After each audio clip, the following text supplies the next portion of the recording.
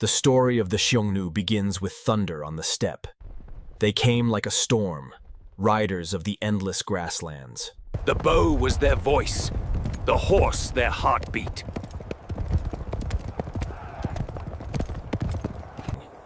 To the farmers and emperors of China, they were terror, made flesh. Their arrows darkened the sky, swift as lightning. But the Han answered with steel and discipline.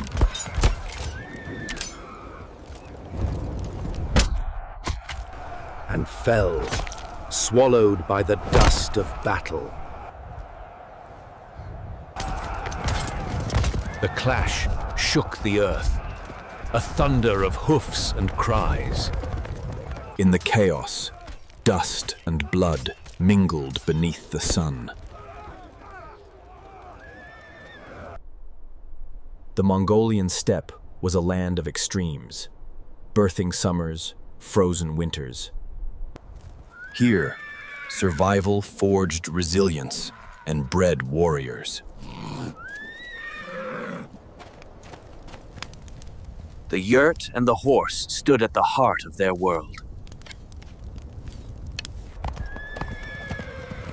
By the 3rd century BCE, the tribes gathered, seeking unity. Amid the turmoil, rose a leader, Modu Chanyu. He forged warriors, hardened by the saddle and bow. Through blood and conquest, Modu bent tribes beneath his banner.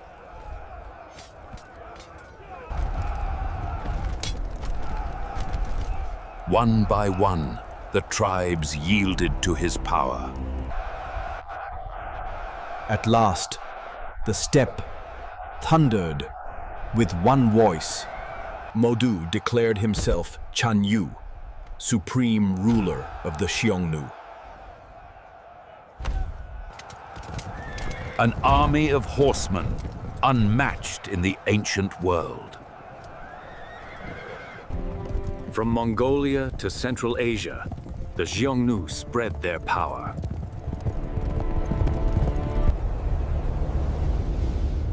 To China, the rising power of the steppe became a nightmare. The wolf standard became the symbol of steppe dominion. Under Modu, chaos of tribes hardened into empire. By the 3rd century BCE, the Xiongnu stood as the masters of the steppe. At the summit stood the Chanyu, supreme ruler of the Xiongnu.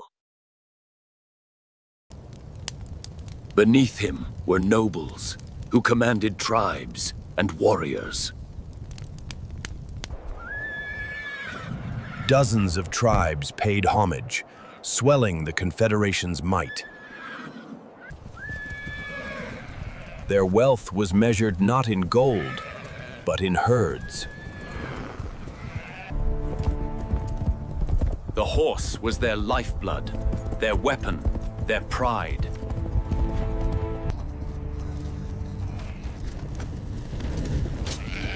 Raiding filled what herding could not. Trade tied them to worlds far beyond the steppe.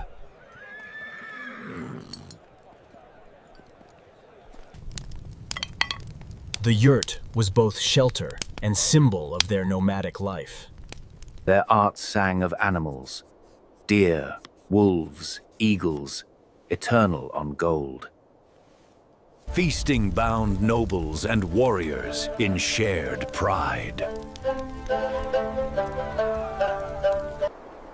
They bowed to Tengri, the eternal blue sky.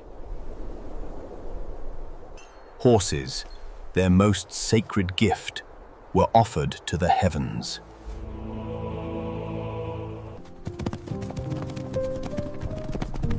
From childhood, they learned to ride before they could walk. Women sustained the camp, shaping felt, food, and family.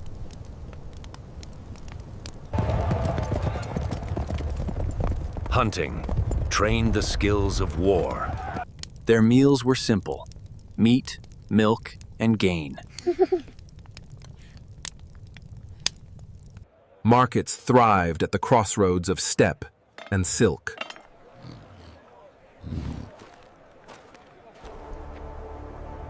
Warriors swore loyalty, not only to leaders, but to each other.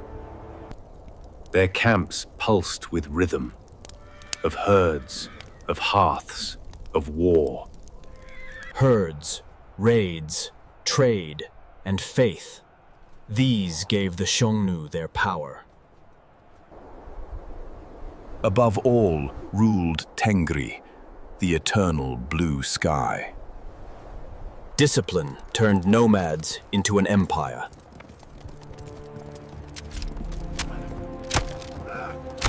They gave thanks with fire, blood, and smoke. From yurts to battlefields, the Xiongnu forged a way of life and an empire. To block the horsemen, Qin Shi Huang raised the Great Wall.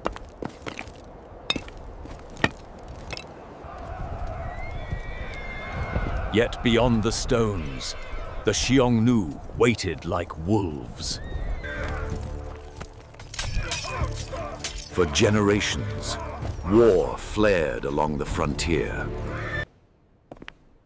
The Han emperors faced an enemy they could not ignore. At first, the Han sought peace, offering silk, gold, even princesses. Silk and jewels bought only fragile truces. The Chanyu took the gifts, yet kept his riders ready. Under Emperor Wu, the Han struck back with might. In 119 BCE, two empires collided at Modu. The sky itself seemed to darken with arrows.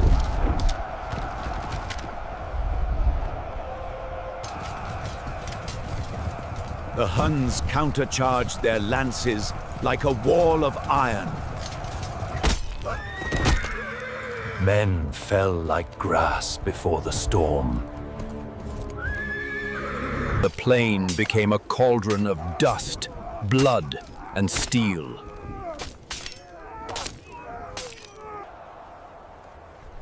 At Modu, the Han dealt a crushing blow to the Xiongnu. The confederation staggered, but did not fall.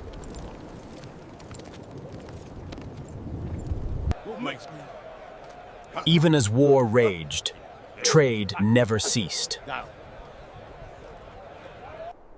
Silk and jade flowed across borders, bought with fragile truces. Peace and war were woven together at the frontier. The wall became the line between empire and steppe. Raids continued, swift as lightning across the plains. To farmers, the Xiongnu were terror beyond the horizon. The steppe lords taxed the Silk Road itself.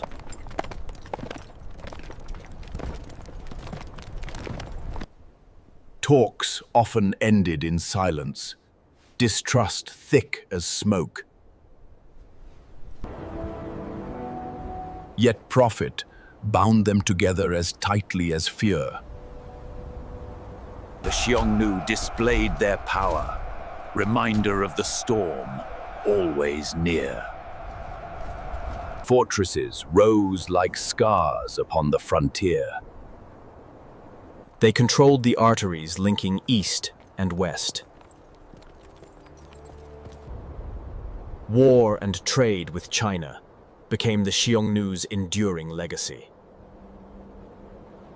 Under Modu Chanyu, the Xiongnu rose as masters of the steppe. His command bound tribes from the Altai to the Gobi.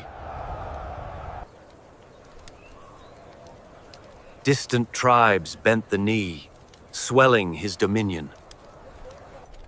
The Silk Road itself flowed beneath their shadow. Horses, silk, and silver passed east and west under their guard. Their courts glittered with gold, hides, and foreign luxuries. To Han farmers, the Xiongnu were a constant dread. Their wolf standards struck fear across the continent. Envoys from distant lands brought silver and spice. With a gesture, he could set half the steppe aflame. Their reach extended deep into Central Asia's heartlands. Their true treasure thundered on four legs. Even behind the wall, dread of the riders lingered. Their empire pulsed with silk, jade, and plunder. To enemies it was terror, to vassals a warning. From China to Central Asia, the steppe trembled under their shadow. Quarrels among the nobles tore at unity. The Xiongnu split into north and south.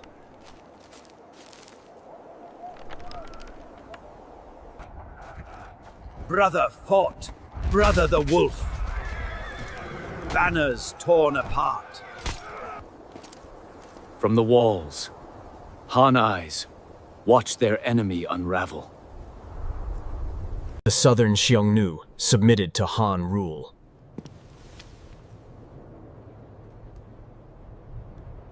The northern clans fought on, proud and unyielding. Han armies pressed the Xiongnu deeper into the steppe.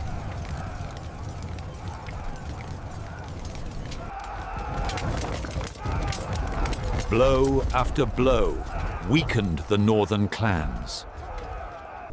Many fled westward, searching for new pastures.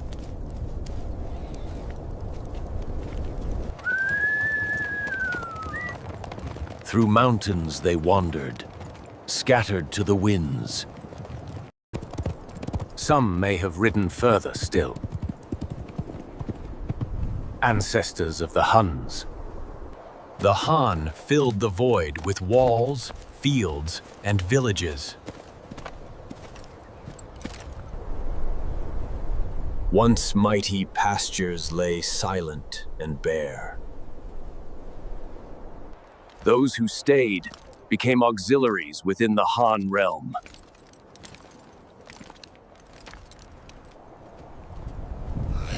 In the north, hunger and cold gnawed at survivors. Refugee camps told of empire reduced to fragments. The Han hunted the remnants deep into the north.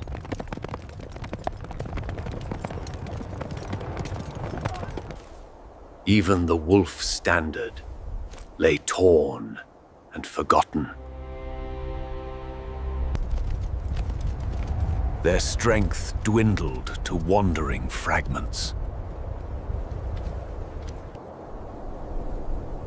Old men watched glory fade into memory.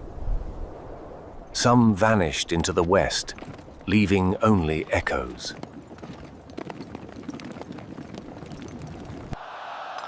In China, triumph was toasted as the frontier fell silent. On the steppe, silence replaced the thunder of hooves.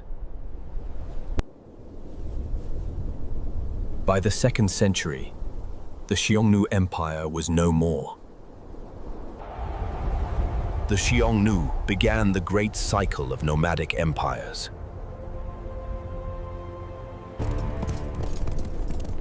After them rose the Turks, fierce heirs of the steppe.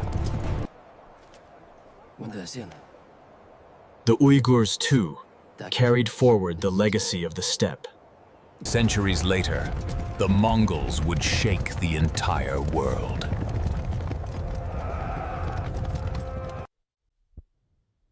China reshaped its frontiers to face the nomads. Tribute, treaties, and war defined the frontier order. Thus was born the China steppe world, a clash and exchange eternal. The bond of horse and rider spread far and wide. The art of mounted archery became their immortal gift.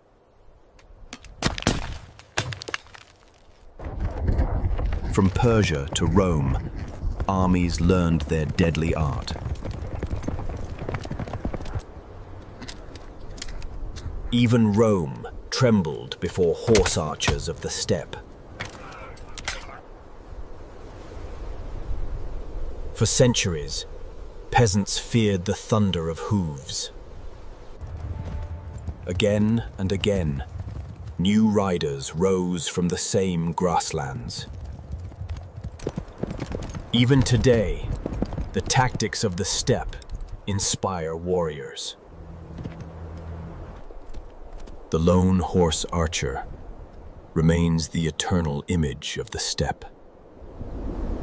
The Xiongnu vanished, but their shadow shaped history forever. The Xiongnu blazed as the first great empire of the steppe.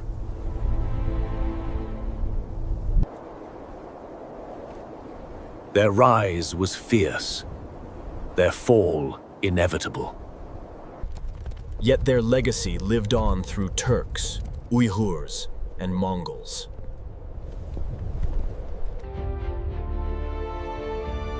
China itself was forever reshaped by their challenge.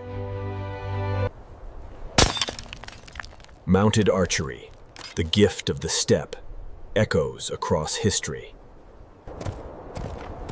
The riders themselves are gone, but their image endures. The Xiongnu vanished, but their shadow still rides the winds of history.